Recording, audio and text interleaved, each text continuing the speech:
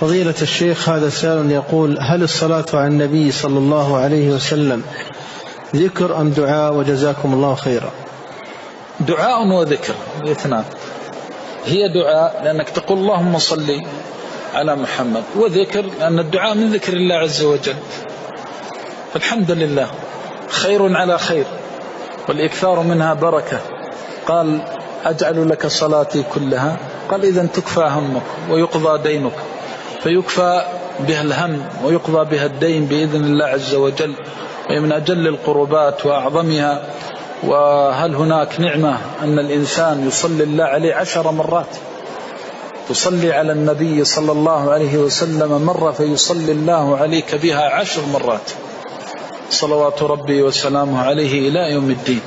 هذه نعمة عظيمة، فهي من أجل القربات وأعظمها. وأجمع العلماء والأئمة على أنها من أفضل الأذكار وأعظم القرب، لأن الله أحب نبيه عليه الصلاة والسلام وحببه إلى خلقه وشرفه وكرمه، فمن تشريفه وتكريمه أن جعل الصلاة عليه بهذه المنزلة والمثابة.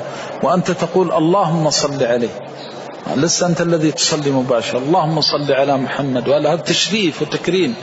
وانظر كيف يأمر الله عباده، فيبدأ بنفسه وملائكة قدسه فيقول إن الله وملائكته، فيأتي بصيغة التوكيد توكيدا لهذا الأمر. والعرب ما تأتي بصيغة التوكيد في كلامها، والقرآن بلسان عربي مبين ما تأتي إلا إذا كان الأمر له شأن.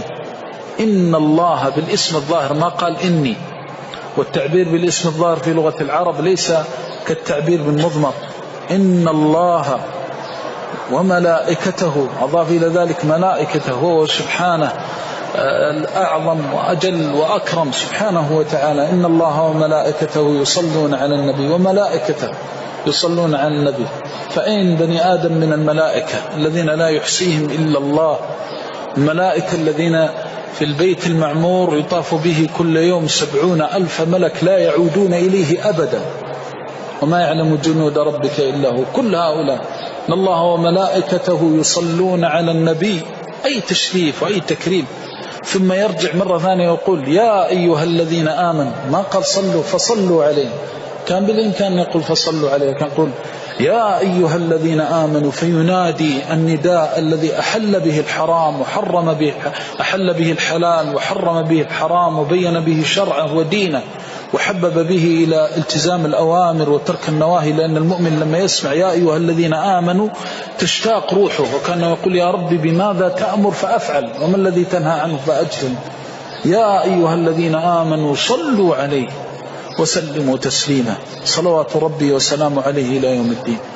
فالصلاة على النبي صلى الله عليه وسلم من أعظم الذكر ومن أعظم العبادة، أي مما يتقرب به إلى الله، لأن العبادة اسم جامع لكل ما يحبه الله ويرضاه من الأقوال والأعمال الظاهرة والباطنة. وكثرة الصلاة على النبي صلى الله عليه وسلم فيها من الخير والبركة في صلاح حال العبد في دينه ودنياه وآخرته. ومن أراد أن يجرب فليجرب.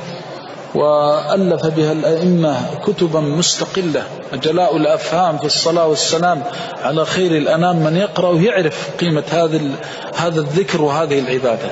نسأل الله بعزته وجلاله وعظمته وكمان يجعل لنا منها أوفر الحظ والنصيب، ونسأل أن يصلي عليه ويسلم صلوات ربي وسلام عليه صلاة إلى يوم الدين، وأن يجزيه عنا وعن خلقه خير ما جزى نبيا عن نبوته وصاحب رسالة عن رسالته. نسألك اللهم بوجهك العظيم أن تؤتيه الوسيلة والفضيلة، وأن تبعثه المقام المحمود الذي وعدته. اللهم اجزيه عنا خير ما جزيت نبيا عن نبوته وصاحب رسالة عن رسالته. ثبتنا على سنته وأمتنا عليها، وابعثنا يوم الدين عليها غير مبدلين ولا نادمين ولا خزايا ولا مفتونين، برحمتك يا أرحم الراحمين.